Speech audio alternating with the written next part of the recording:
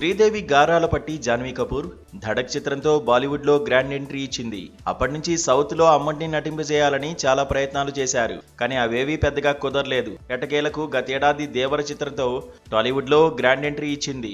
ఇప్పుడు కోలీవుడ్ లో కూడా ఎంట్రీ ఇవ్వడానికి రెడీ అవుతోంది. అయితే సినిమా ద్వారా కాకుండా ఒక వెబ్ సిరీస్ తో ఎంట్రీ ఇవ్వనుందని టాక్ వినిపిస్తోంది. ప్రస్తుతం ఓటీటీల హవా పెరిగాక వెబ్ సిరీస్ హవా బాగా పెరిగింది. సినిమాలతో సమానంగా వెబ్ సిరీస్లు పోటీ పడుతుండటంతో వాటిల్లో నటించడానికి స్టార్ హీరోలు సైతం వెనకాడడం లేదు. పైగా ఒక్క లాంగ్వేజ్ లో హిట్ అయిన వెబ్ సిరీస్ అన్ని భాషల్లో స్ట్రీమింగ్ అవుతుండటంతో పెద్దగా తేడా లేకుండా పోయింది.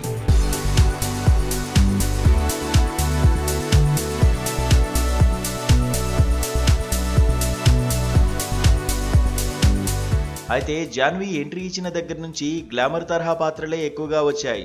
దేవర చిత్రంలో కూడా అందాల ఆరబోత కాస్త ఎక్కువగానే చేసింది.